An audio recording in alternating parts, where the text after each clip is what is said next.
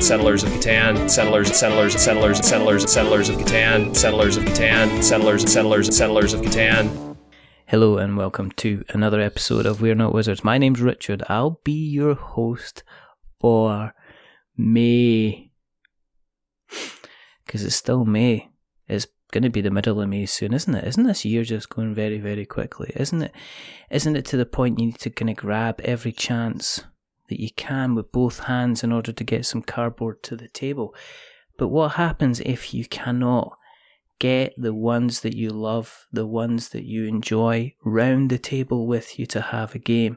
If only there was some way to get rid of this horrific Jabberwocky, which is not being able to meet with your friends if they're far away from you. Maybe you need a Vorpal sword, or maybe you need a Vorpal board, because joining me from Vorpal Enterprises, I've got James Lang. Hey Richard, how you doing? I'm very, very good. I'm very pleased by that intro because you mentioned the Jabberwocky. So we have video here, so you could see me smile when you mentioned the Jabberwocky. So yeah, that's good. Every once in a while, not everybody knows it, but when you meet somebody who does, and they give you that look, and they say, "Oh yeah, I know what the Jabberwocky is. I know what Vorpal is." So that's cool. I'd like to point out I actually made sure it was in the introduction as well. So I scored 10 points. Thank you very, very much for coming on. Oh yeah, no problem. Thanks for having me. I really appreciate it. It's exciting times because we are here to talk. We're here to talk a little bit about Vorpal Board, which is basically a way of allowing people to share physical games that they're playing over the internet through the medium of steady cameras and lovely little applications. So we're going to touch on that. But before that, I guess we should say hello to everybody who's out there. So hello, everybody. The reason that we do this is because if you enjoy something, just keep doing it as long as it's legal. And the other reason that we do this is because I like speaking to people, and Vorpal Board is an unusual concept, and I saw that a lot of people have been kind of talking about it, and I thought, well, if everybody's talking to James, then I better get him on so he can have a chat with me as well. So, but what we do like to do is we like to find out a little bit more about the kind of the person behind the kind of the cardboard, or in this case, the application. So I guess we want to have a little bit of the kind of look at the kind of, I guess, the programming of the past, before we jump into kind of like the bug testing of the present, and we look out at the gold version of the future. So, do you want to tell us a little bit? Tell us a little bit about yourself, about how you kind of got involved in the hobby in the first place, and and so on, as we would say. Sure, yeah. So I played a lot of tabletop games as a kid. I grew up kind of like in the Hero Quest generation. So yeah, thumbs up. That's right. Definitely. It was really kind of like we played a lot of that and like Dungeon. Dungeon with an exclamation point. And just I had two brothers, and we played a ton of board games when I was young, and that sort of informed, I guess, my interests today. But I strayed away from the hobby for a long time, and then I came roaring back with like the rise of co-op games. Co-op games blew my mind. Just sort of the idea that you could play a game against the game itself. I remember I got Arkham Horror. That was the one that brought me back in, and I know Arkham Horror is insane to come back in because it takes forever to play, and it's huge, and it's got tons of pieces. But I impulse bought it at a game store, and I started playing it with my wife, and then a year later I had like 30 games. It was just like an explosion. I'm seeing the Sean Bean kind of meme here, which is one that's simply not. Purchase Arkham Horror as the first board game. I know. It was a terrible decision. Seeing that kind of whole, it's not one of these things where if you're explaining to other people, I got this game, what is it? It's Arkham Horror. What do you do in it? Well, right. Pull up a chair. Let me tell you about this game. I was thinking, I was still remembering the games of my past, right? So I was remembering I had played like a little bit of Pandemic, I'd played Settlers of Catan, and then I was like, okay, I'm equipped for this, no problem. I'll buy this game. I'll open it up. I got it, right? And then I'm like that. Yeah, flexing. Right. Got dice over here, dice over there. Yep. What could go wrong? Nothing. I get home from the store. I open it up and I look at the rule book and I was like, oh my god, things are different than the last time I played any of these games. But I was extremely excited by it, just because I loved the idea of getting a group of people around the table and attacking a problem together, not necessarily playing against each other. I like versus games a little bit too, but the ones I like the best are when everyone's working together and strategizing. And so that led me to Zombicide, Imperial Assault, Descent, Gloomhaven. Kind of, I just sort of rolled through every dungeon crawler co-op experience I could get my hands on. And now on to the latest one for me is Lord of the Rings, Journeys in Middle-earth. I don't know if you've touched on that one yet, but I've heard people marmite that one. Some people are saying it's absolutely fantastic, and some people are doing that thing where you've accidentally licked the back of a Nintendo Switch cartridge. Yeah. What's happened? I've just eaten bugs. Kind of thing. I've seen people kind of, they're not sure about it. I'm interested to kind of hear what it's kind of about. I mean, growing up, I mean, with you playing kind of like the kind of your hero quest of this world. So, I mean, the cooperative kind of stuff. So would you rather, when you were growing up, have played in a cooperative fashion with like your siblings then? Were you the kind of guys that you kind of tipped a bucket of Lego on the floor and said, right, everybody just let's make a spaceship armada and let's kind of play together? Or if you were playing with Star Wars toys or whatever, it was the two of you up against the invisible empire who was over there on the kind of the far side of you. Is that kind of in your character, you'd rather work alongside somebody than be kind of, beat you kind of thing? Yeah, I'd say so. I was the youngest, so my brothers were, not were, 4. They're 4 years. Yeah, that sounds really dark. But that sounds like they did beat you. Yeah, but you killed them. Right, exactly. I took my revenge once I got bigger. But they're 4 years older and 6 years older than me, so I was always kind of like a little bit of a tag along guy. Yeah. So definitely my slant was always wanting to play with them more than against them. And we did Dungeons and Dragons together too, where my oldest brother was the dungeon master and then me and the middle brother were adventurers. And so I think as kids, we enjoyed not so much going versus, because I was so much younger that they would normally beat me. So it was easier for me to sort of play along with them than to be a competitor with them. And it's only fun for so long, because then you end up almost like house ruling it to make sure that everybody's kind of having a good time. Because some of the best times you're having isn't when you beat somebody kind of like 15-0. It's when you've got like an even score and it's a 7-8 and you're just like, oh, you just beat me by 1 point kind of thing. Well done, and then next time absolutely destroy them and make them cry. But that is the kind of the way to play.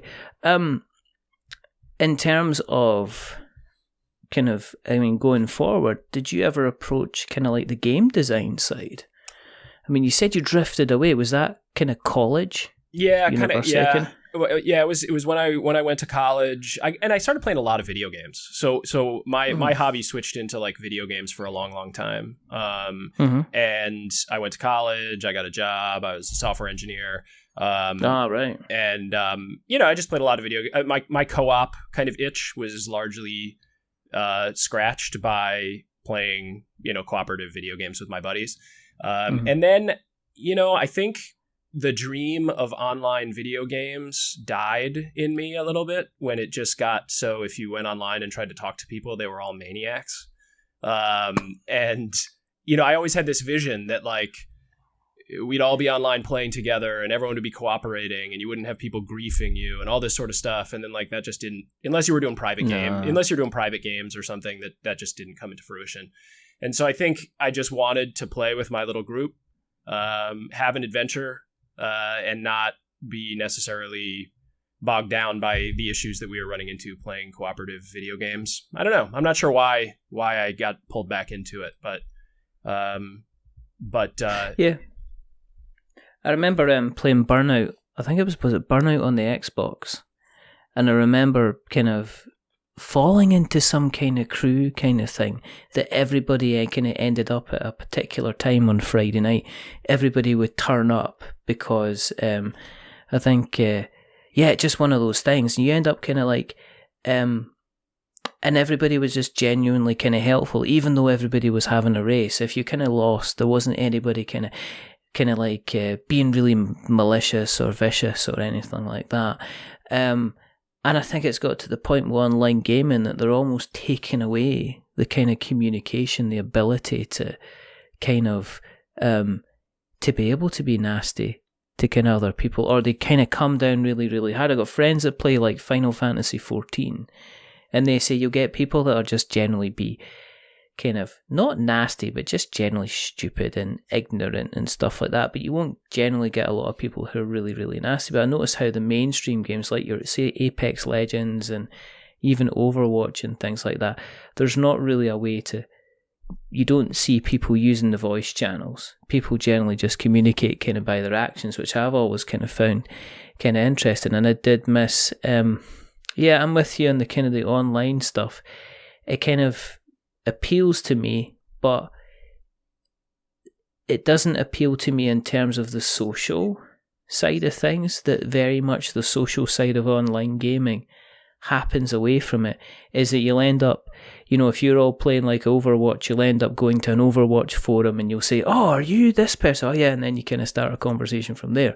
Whereas you don't kind of generally get the kind of the social side of it. Whereas board gaming relies on that from the very, very beginning. If you act like a muppet when you're playing board games, people they'll tell you first of all they don't want to kind of deal with you at all, and anyway, you'll be alone by yourself playing kind of solitaire games.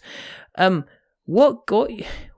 I mean, you mentioned kind of Arkham Horror, but what got you back into the hobby? Was it that game, or what made you decide actually you're going to take a step back into that world in the first place, even before you made the decision to buy Arkham Horror? I think it was, believe it or not, it was coming across Board Game Geek. And it was I didn't even know that there were games that existed like that. It wasn't in the stores I was going to. I wasn't going to tabletop gaming stores. I played a lot of like Warhammer as a kid too, and I just had never been back to another Games Workshop. Just like I got so disconnected. And then I ended up on Board Game Geek, and I'm pretty sure I saw just like a thread about co-op games, and I was like, oh, that sounds interesting. And the breadth of available options was kind of shocking to me. As somebody who just honestly wasn't paying attention. And so, I actually believe it was pretty random. I drove home. I remember it specifically. I remember the board game store in Madison, Wisconsin. I drove home from work one day and I was like, we don't have anything to do this weekend. I'm just going to buy a game and figure out how to play it. And I asked the guy, do you have a copy of Arkham Horror? I thought the sort of the Cthulhu Lovecraftian thing was a neat angle. And so I picked it up and brought it home, and that was it. I don't know. I wish I had kind of a more inspiring story, but it seems pretty out of the blue. And from there, your copy just kind of grew and grew and grew. Did you find a group then? I had some buddies who I played video games with, and I sort of pressed upon them. Now we're playing board games. This is what we're doing now. Where do we plug it into the TV? Yeah, there's no lead. There's no HDMI thing. Where is this? There's no thing on this. It was a group that would get together. We'd get together pretty regularly, and have a bottle of wine and just sort of hang out. And I was living in Wisconsin at the time, which is a really cold area. So during the winter, you kind of just do a lot of like getting together and looking at each other and drinking. Yeah. And so having an activity that we could all do while we were doing that was, I think, the allure for most people. Was like, we're going to be getting together anyway. Why don't we play James's crazy board game tonight and see if we like it? And that became the group that I played a lot of games with for years. And then that is the group when I moved away from Wisconsin, that I wanted to build this remote board gaming application to be able to play with them back in Wisconsin. So that was kind of the serendipitous occurrence that probably caused this whole software thing to happen in the first place. Was it kind of like, were you just kind of like mucking around? Were you starting off with kind of like, did you go down the kind of like the player aid route? Was it just like a communication route? Did you try and do a kind of a fudged try and game over the internet with everybody kind of using Skype and things like that? Yeah, I did. So the first version of it was with Skype, and we just hung webcams from the ceiling, from like a chandelier over my kitchen table. And we said, okay, would this work? And I had a buddy in Wisconsin. We played Pandemic. I remember the first time we did it. And it kind of worked. It was kind of junky. I mean, he would have to point at everything and say, okay, what city is that? And, tell us what to do or whatever. But I think the thing that kept me working on this project was that when I finished those games, it felt like I'd played the game with my friend. It hadn't felt like I had to jump through a lot of weird hoops.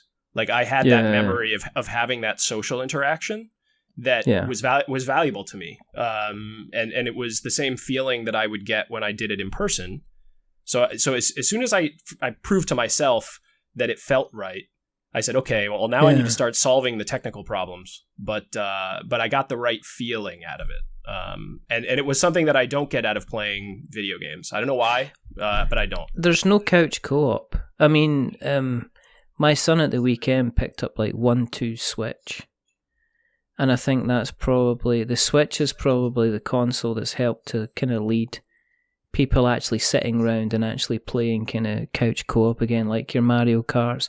Even Mario Odyssey has got an ability for you to kind of play 2 players. It's okay, it's not great, but 1-2 Switch is a genuine kind of, it's the Wii Sports of its kind of generation. If I jump over into the PlayStation 4, I'm really struggling to find anything that I could sit down. I mean, again, it would be like, okay, you'd message like 3 or 4 people and say, shall we play some video games tonight? But they would necessarily might be in another state or another country, for goodness sake. I wouldn't actually have people coming around and sitting.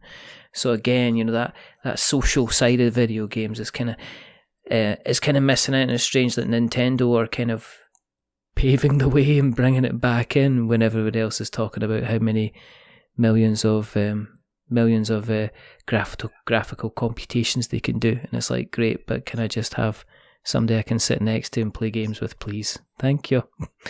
So like one thing that I always thought was like I would have sessions where some nights would be really good playing video games, and I'd be like, man, that was fun. We that was a successful session. We all got online on the same time. It worked.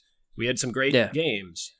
But then there were nights it was a total disaster. Whether it was because somebody had to install something or PlayStation Network was weird or whatever. And for me, it was like the hit probability of the night was low.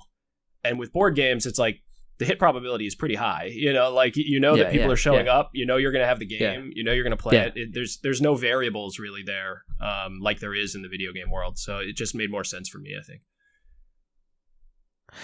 In terms of, as Vorpal kind of developed, did the kind of the direction that it was going as an application, did that kind of change? Did you start off with much bigger plans for what you were wanting to do, or if you kind of stuck to a particular vision and kind of stuck with that kind of plan as you've gone?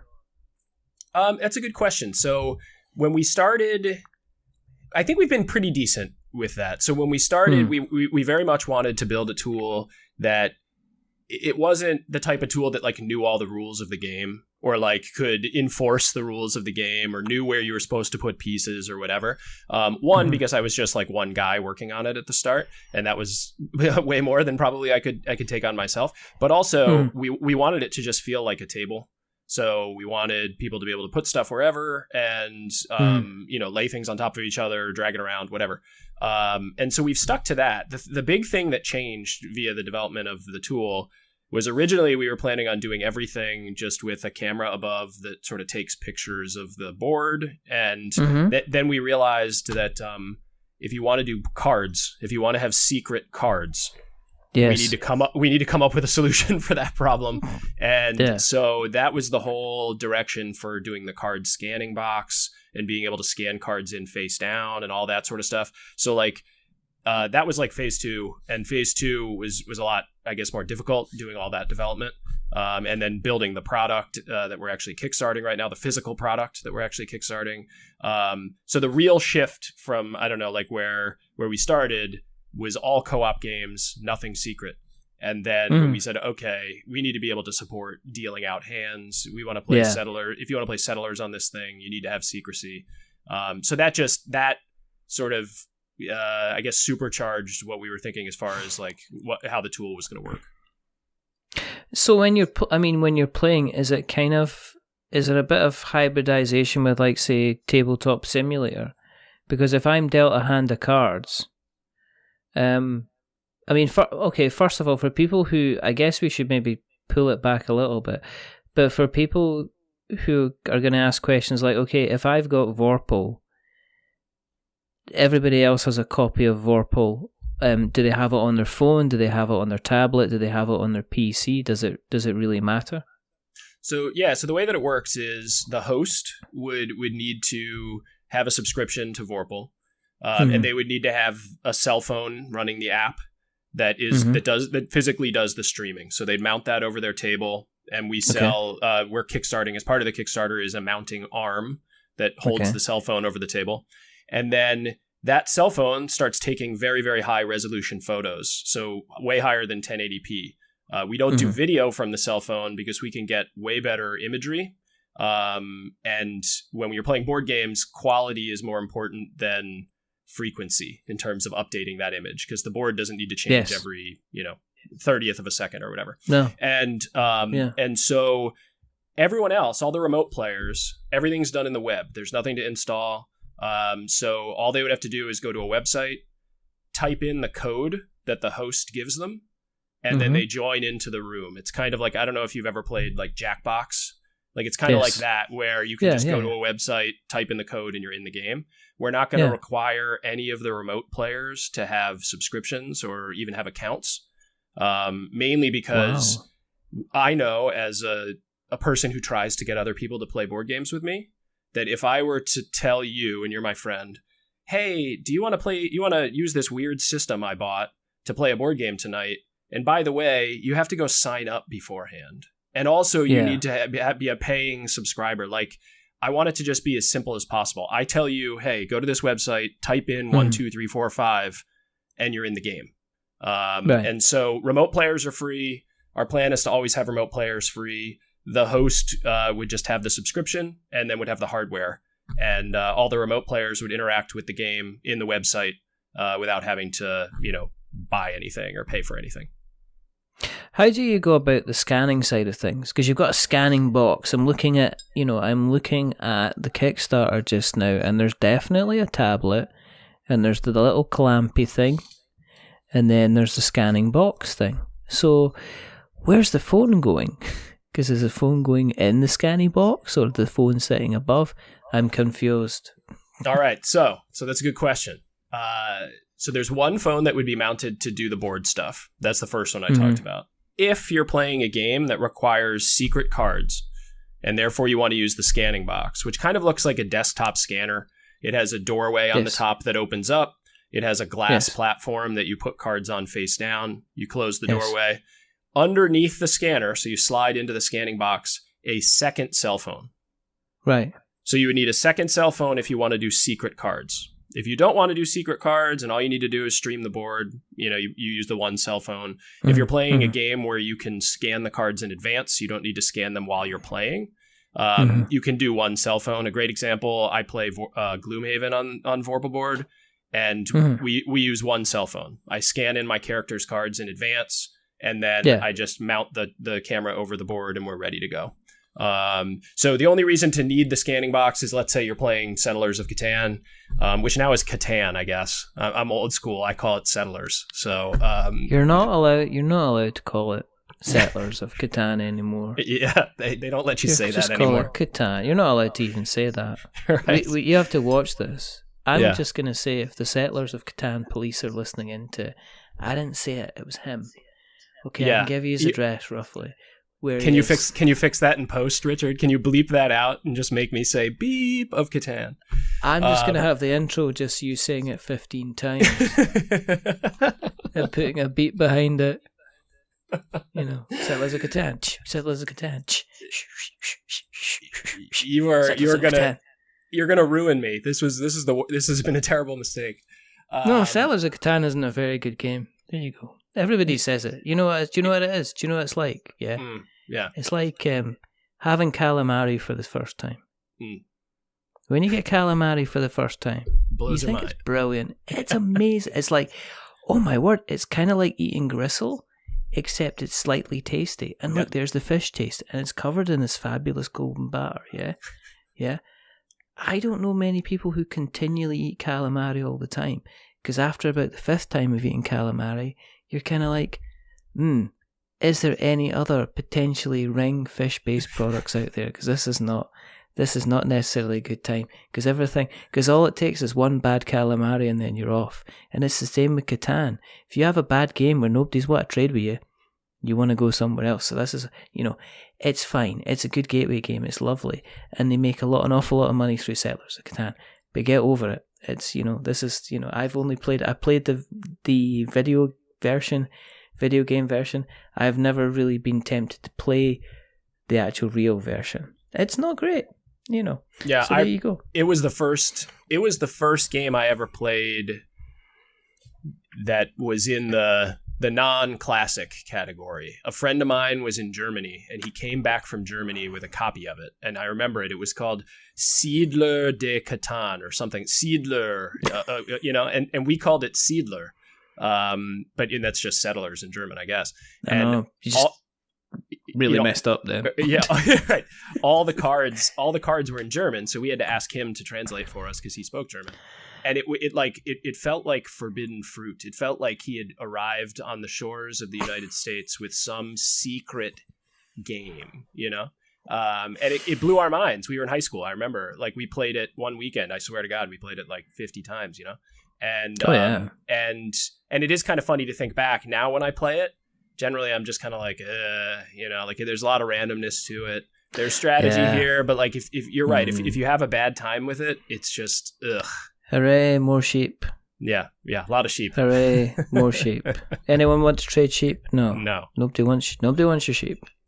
Take your sheep with you. Well, let's see if I can roll anything else apart from 4 this time. Oh, hooray, a 4. Bah, so good. But in terms of applications for this,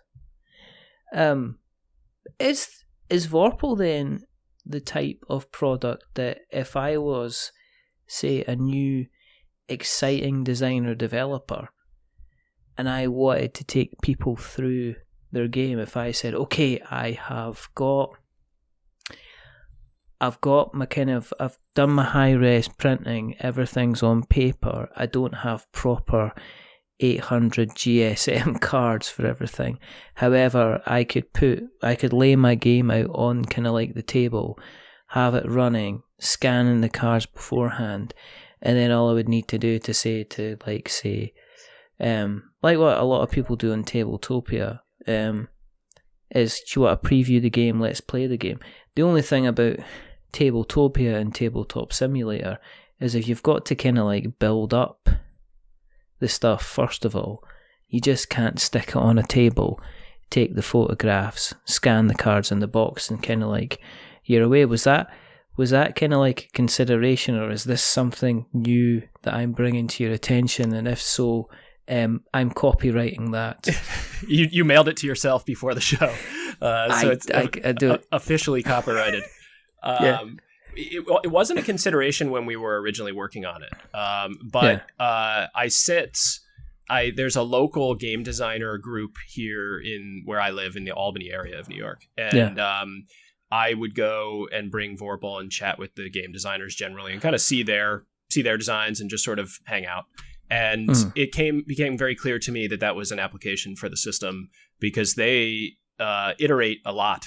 So even before they have the nice printing stuff, they have junky printed stuff that has, fake art on it, and they want to be able to run that game, and to be able to test it is not easy. You have to get in person and all that sort of stuff. So I do have people who have backed already that are purely thinking of it as a design tool, which is neat, because I think of it more as a tool for me to play with my friends.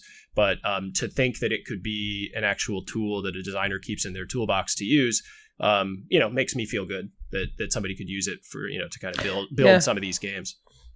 Yeah, no, I'm just thinking, Tabletopia is really, really good, but I can imagine Vorpal being something that's really, really quick. Right.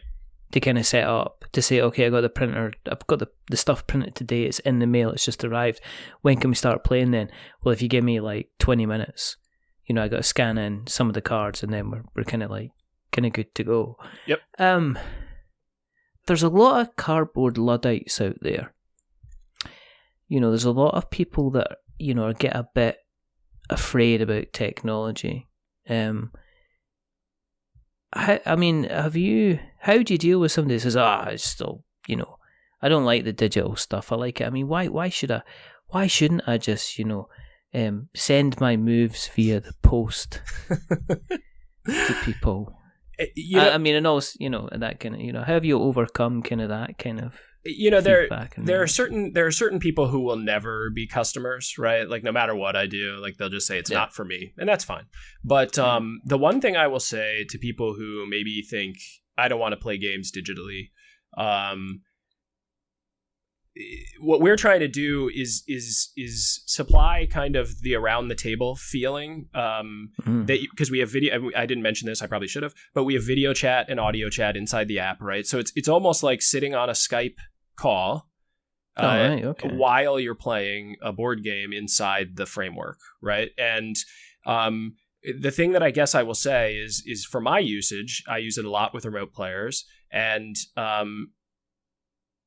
it gets me that feeling of hanging around and chatting and going on tangents and just sort of like having a good time playing a board game that I don't think a purely digital solution always does. And for me, it's about as close as I've been able to get that feeling, other than physically sitting down at a table. And you see the actual cards, you see the actual minis, right? Like, if you're playing Gloomhaven, you actually see the real miniatures moving on the table as somebody moves them around, which for me lights up some sort of neurons in my brain that isn't lit up by looking at them as digital renders. And I don't know why. I don't know why that happens, but it feels realer to me when I'm looking at the photos instead of the digital stuff. Yeah, I've played a few games on D&D using Roll20. Yep. And even being able to kind of like see representations of the board, I can imagine actually being able to see the board would be really, really cool. Of course, I would be tempted to do kind of stop motion stuff if it's taking photographs. Right. Yeah. Kind of every.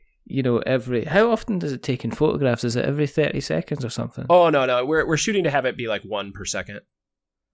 1 per second. Yeah, so it's updating quick. Wow. It's not it's not like it's waiting for a long time before it sends. But the benefit of doing that instead of trying to do video is like, imagine, we're far away from each other, right? Like, and imagine you tried to stream a 1080p video from your house to my house. Like, that's just not going to happen.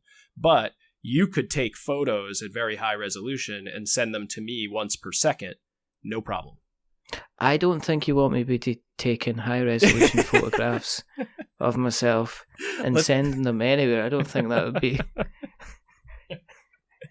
Oh man, I walked right into it.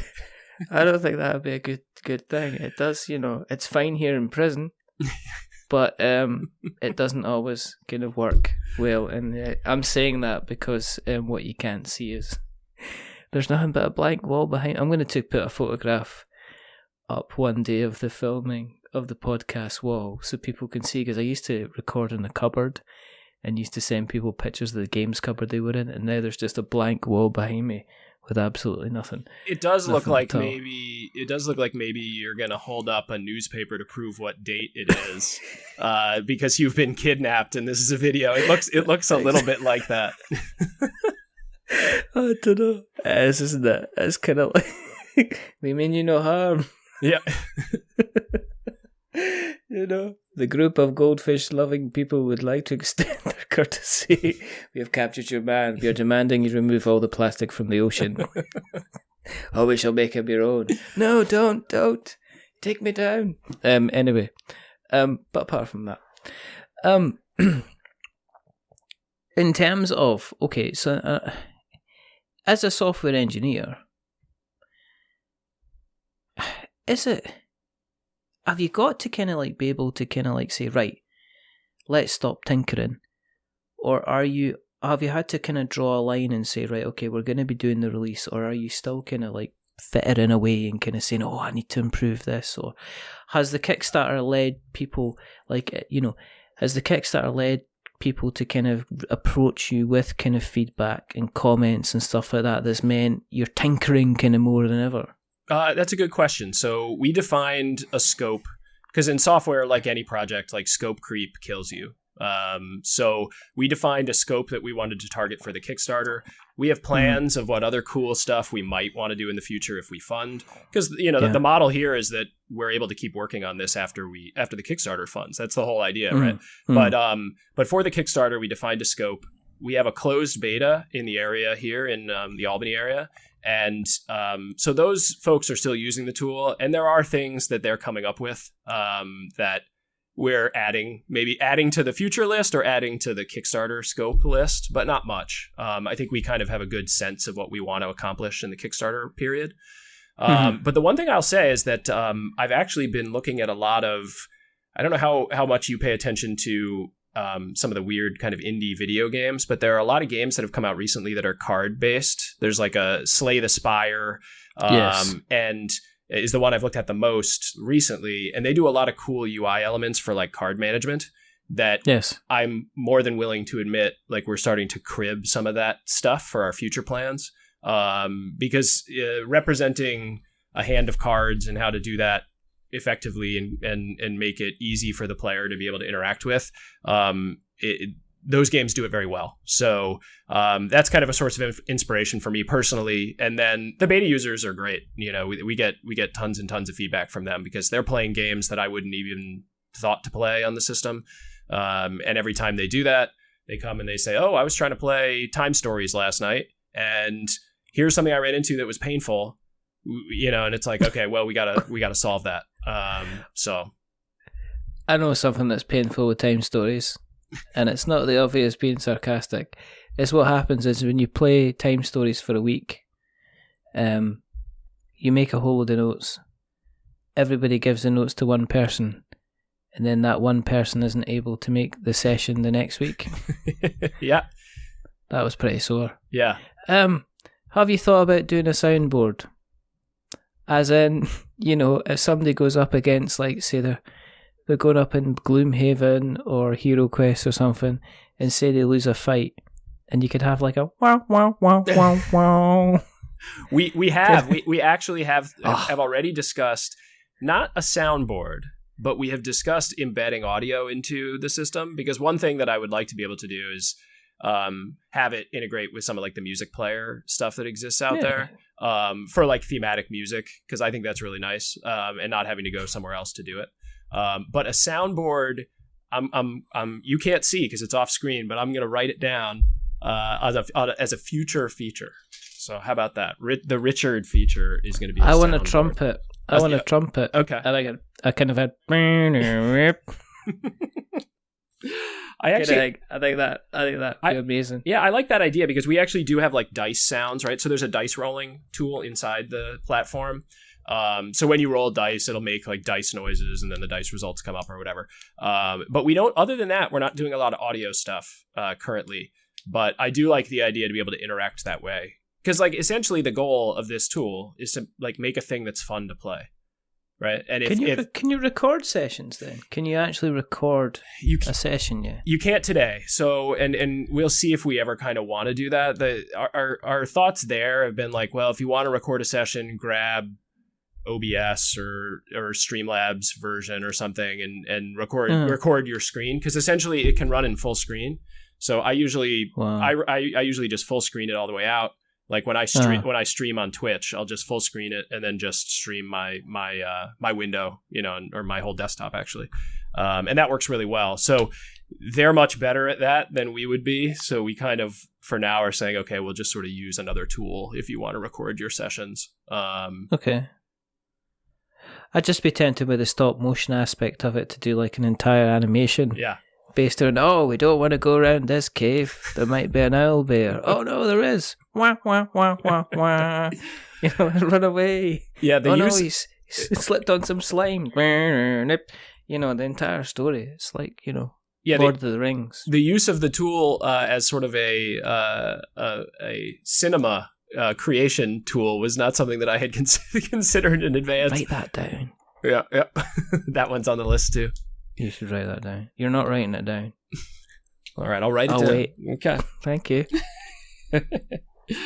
And then the one thing I'll throw out too that I hadn't considered, because maybe I'm a dummy, is I hadn't really thought about tabletop role-playing game players as people who would potentially want to use this. I was very dialed into just board game players. And then I started talking with a lot of people here locally at some board game cafes and stuff. And they said, oh, no, this would be very interesting for me to use in my D&D campaign, because they have terrain or they want to use their own hand-drawn maps or whatever. And I just hadn't considered it because I kind of thought that was already taken care of by like Roll20 as a product. So I've been chatting with some people about how they would want to use it in their own D&D campaigns. And so that was just a surprise to me. Like I said, it should have been obvious, but it wasn't. I think it would do well to serve the D&D people who can't always make it. If it's a case of, well, is everybody coming around on Saturday? And it's like, well, I can't make it. I can't leave the house. I've got to look after the kids. Or I can't leave the house because the kids are looking after me. Or, that kind of thing. And if everybody could say, well, you've got the DM keeps hold of everybody's figures and you can continue to play. Yeah, and I guess it allows them to bring in the Roll20 stuff's really, really good, but it's more of a reference sometimes as opposed to a real story telling thing. And I'm not dissing Roll20 because it does an excellent job of what it actually does, but I think sometimes in order to make it, to expand on that, something like Vorpal could be a decent thing, with obviously the inclusion of the soundboard that I'm not gonna letting go. In terms of money, because people are interested, people have listened a lot. How much is it going to be? What is the ticket price for entry for this? So currently on the Kickstarter, we have two main entry points. One is $75. And that includes the mounting arm and 1 year of the host service. Mm-hmm. The $125 is the mounting arm, 1 year of the service, and the scanning box. Right. And so our goal was to do the 1 year of service at a discounted rate. Our vision is that it would be $5 a month, again, for the host only, not for any of the remote players. So if you have a group where you want to have one person host, you could pitch in and do the $5 a month or however you want to do it. But so for the Kickstarter, we would be doing a discounted rate for the subscription, but do it for a full year. We're kicking around, and this is kind of a you heard it here first moment. You can break some news. We're kicking around if we want to have any lower entry point options. At maybe a shorter time period. So people want to just say, I don't want to commit to a year. Let me do a tier where I can buy the arm and get 3 months or something. And I'd be more comfortable backing at that level. Because we have gotten some feedback that backing at like a $75 like minimum to try it out is too high. And so people who have seen it and kind of are really into it, they've been, more than happy to jump in. But I completely understand, like, we're talking about kind of a weird new thing here. And just telling people, hey, you got to throw in $75. You've never used it before. Here are some videos of it. I could see that we have some people who would rather jump in at a lower level. So we're kicking around to see if we want to add a tier that's slightly lower. But right now it's the two. It's $75 and $125.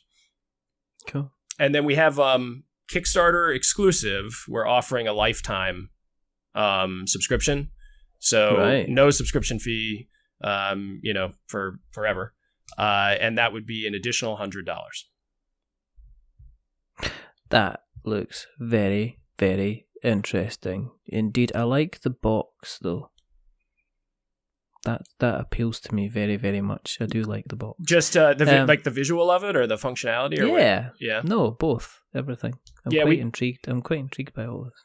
We tried to make it so it's made out of wood. It's laser cut out of wood. It has like a bunch of wood etching on it. It's both like birch on the sides and then walnut on the top.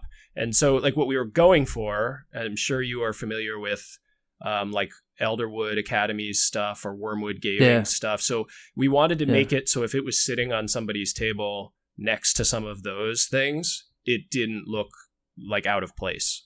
So we didn't want to make it out of plastic.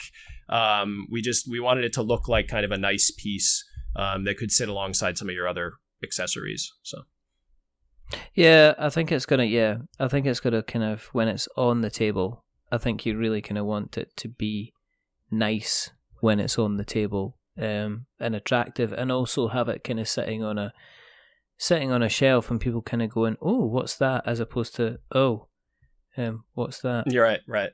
Somebody's broken your dice tower. Yeah. And it does fold down. So the top comes off, the sides come off, and then it folds flat. So it's hinged on the corners by leather. Cool. The goal being that you can put it away. I mean, I don't like having stuff out like crazy. So it all folds flat, and then you can put it in the box and put it away. So that was, from an engineering perspective, one of the things that was the most irritating. It would have been really nice to just say, oh, we'll just build a box. But saying, okay, no, we need to have hinges. And those hinges can't look awful.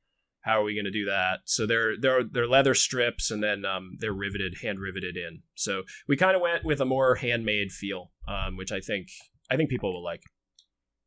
And I'm sure you're going to be doing different versions of the box as well down the line. Yes. This is crying out for a full steampunk version, a dragon, a dragon skinned one, one for the Catan people out there that's just completely covered in sheep. As will suit anyone's want.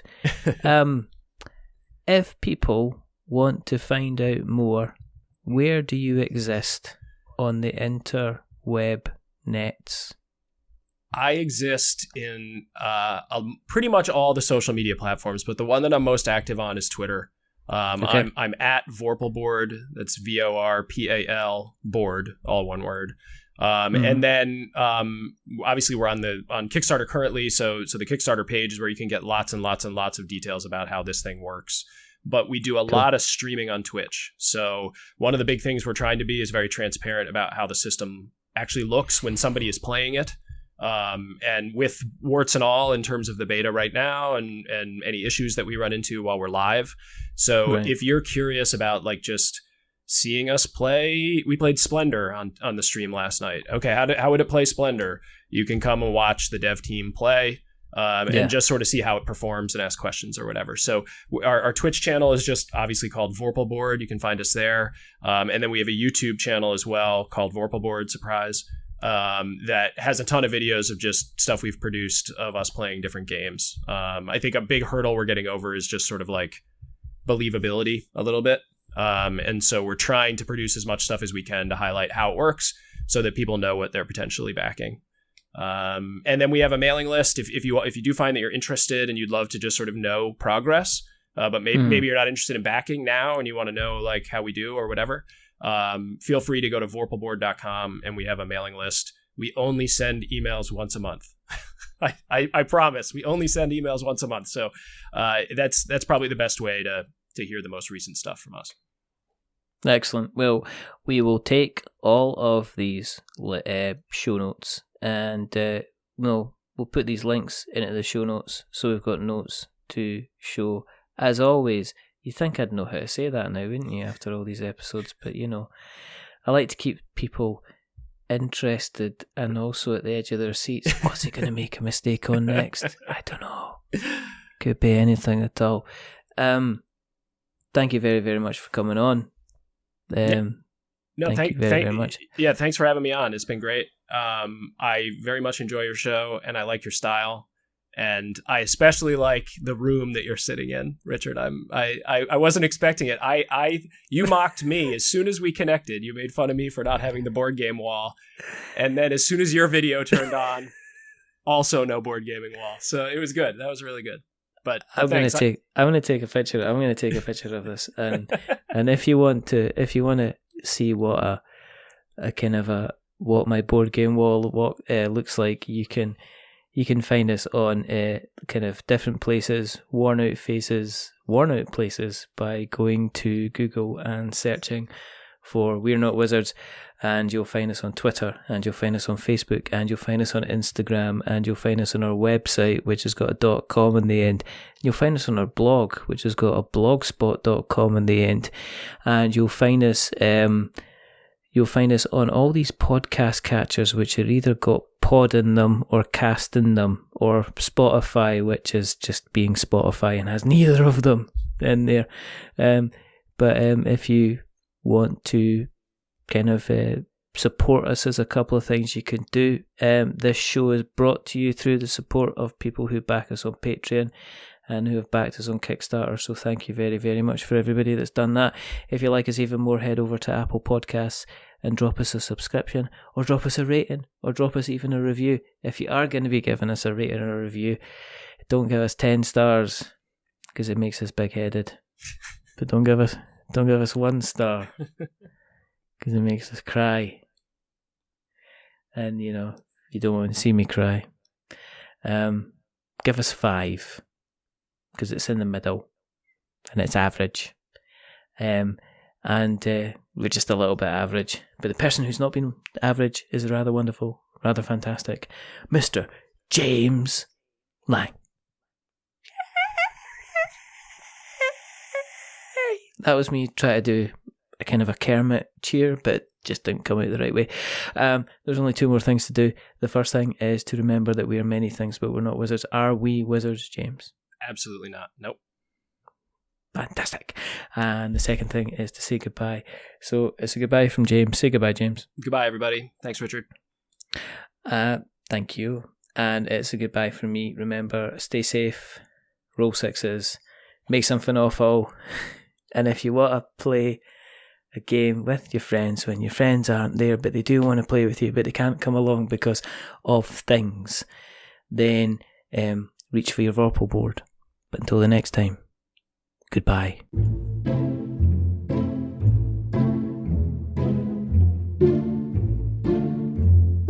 A wizard is never late.